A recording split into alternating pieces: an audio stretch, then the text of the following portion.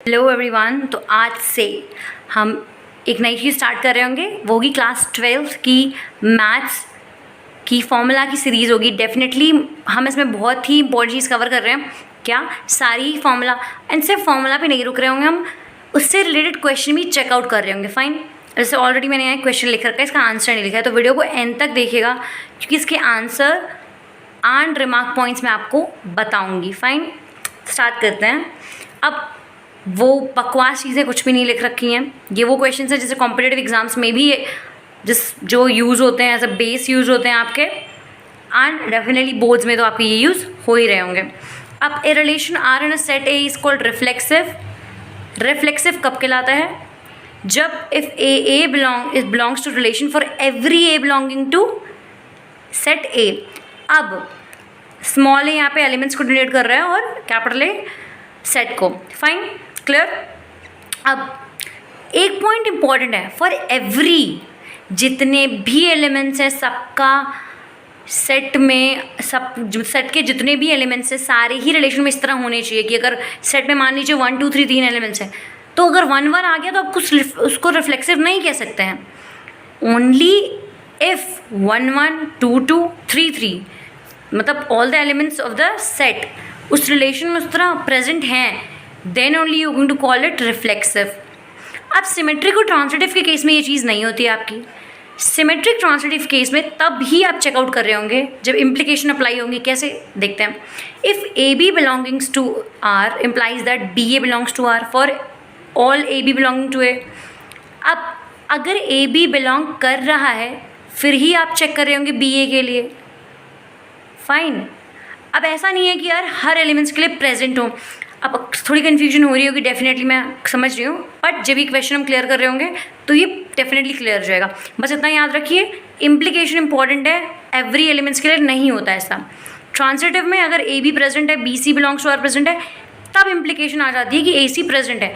In case A B या B C है ही नहीं तो इम्प्लीकेशन की बात हम करेंगे ही नहीं। ये फ़र्क होता है आपके इम्प्लाइज में और फॉर एवरी में।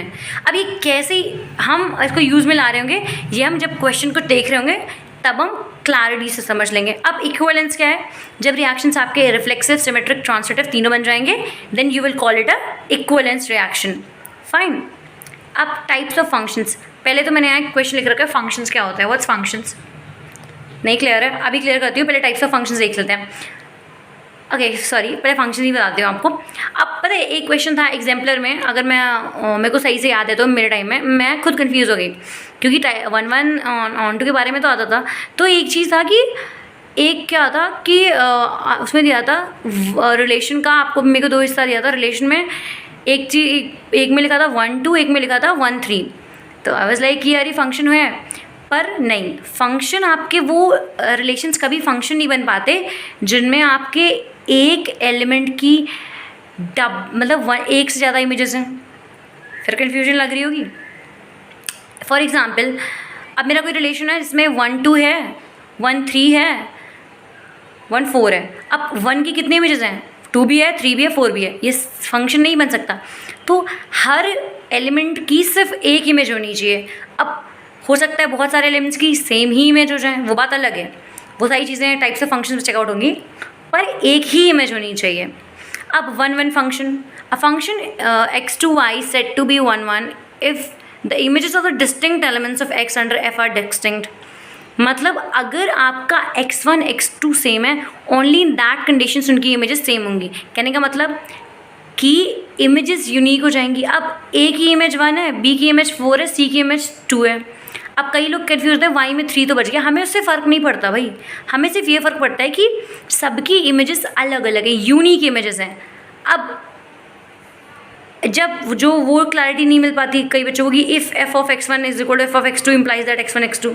अब बताती हूँ, f of x1 is equal to f of x2 मतलब अगर आप फंक्शन में अप्लाई कर दे रहे हो तो जो इमेज है, इमेज इन सेंस आप f of x1 f of x2 को y1 y2 भी कह सकते हैं। अब 1 तभी इमेज बन रहा होगा जब a आपका उसका x होगा। ओके, आप क्लैरिफाई करती हो थोड़ा सा अच्छे से।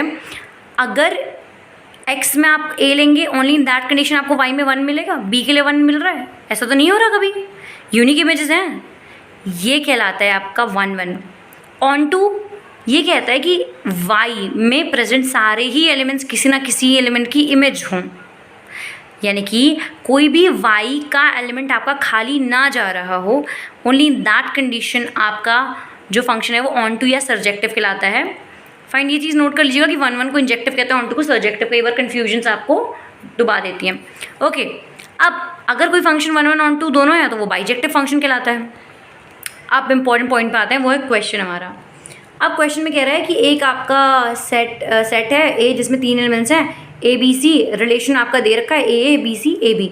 अब बताइए, पहले खुद से ट्राई करिएगा वीडियो को पॉज करके, ये बताइए कि कौन से और ऐसे रिलेशंस में कौन से ऐसे और ऐड करने पड़ेंगे जिससे ये रिलेशन एक इक्विवेलेंस रिएक्शन बन जाए। पॉज करिए और खुद से ट्राई करिए, आंसर तुरंत देखते हैं। फाइन, अब आंसर चेक कर लेते हैं। मैंने लिख दिया है बी बी सी सी ए सी। अब कन्फ्यूजन लग रही है, हमें भी लगी थी पहली बार मैम, थोड़ा लाइक यार बहुत सारे होने चाहिए थे, नहीं, सिर्फ 3 और आपको ऐड करने पड़ेंगे। अब मैंने आपको क्लैरिटी पहले ही दी थी कि रिफ्लेक्सिव में सारे ही एलिमेंट्स आपके होने चाहिए। ए नहीं है ना फिर हमारे लिए, हम पहले रिफ्लेक्सिव चेक कर लेते हैं। ए बी बी सी सी तीनों बना दिया। अब सिमेट्रिक ट्रांसलेटिव के लिए मैंने आपको कहा था इम्प्लीकेशन अप्लाई है, यानी कि B C A B present है फिर ही हम उनके ऊपर काम कर रहे होंगे। अब बी सी प्रेजेंट था, ए बी प्रेजेंट था, तो बी भी प्रेजेंट होना चाहिए इस हिसाब से इसको ट्रांसलेटिव बनाने के लिए। सॉरी, ये तो पहले बात तो ये सिमेट्रिक ही नहीं है आपका। ए बी प्रेजेंट है, बी सी प्रेजेंट है, ये सिमेट्रिक नहीं है, ये ट्रांसलेटिव का हिस्सा है, आपको पहला ट्रांसलेटिव का पार्ट लग रहा हो। इस हिसाब से आपका ए सी प्रेजेंट होना चाहिए, तो ए सी प्रेजेंट करा दिया मैंने। अब कई लोग कहते हैं यार बी सी और ए बी चेक कर लो, नहीं चेक कर सकते क्योंकि बी सी है ए बी है। लाइक आपका अगर आप ट्रांसलेटिव को चेक करेंगे तो आप ए बी बी सी देखेंगे, पर यहाँ बी सी ए बी, तो ये चेकआउट करने का कोई मतलब ही नहीं बनता।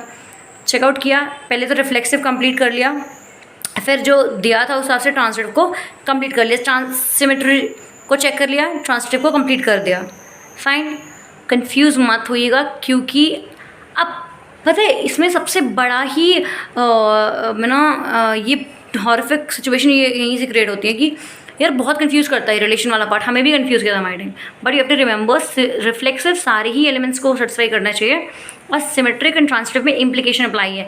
अगर दिए हैं उनके रिलेशन में कुछ parts, then only you are going to complete it and check out on it. Fine, तो फंक्शन वाला पार्ट याद रखिएगा। फंक्शन तभी होता है, कोई भी रिलेशन फंक्शन तब कहलाता है ओनली इन द केस जब जितने भी elements of x is only 1 image. अब 2-3 इमेज यार फंक्शन कैसे कहलाएगा, वो नहीं कहलाता। फाइन, तो hope you like the video, please like share comment and subscribe. अब नया चैप्टर 2 चैप्टर 3 ऐसे मतलब ऑल द चैप्टर्स हम मैनुअल पोर्शन का भी कवर कर लेंगे। विद इन जितने भी चैप्टर्स हैं उतने दिन में लाइक 15-16 चैप्टर्स हैं तो हम कंप्लीट कर रहे होंगे सारे। Fine, and please do subscribe the channel. We'll meet you in the next video.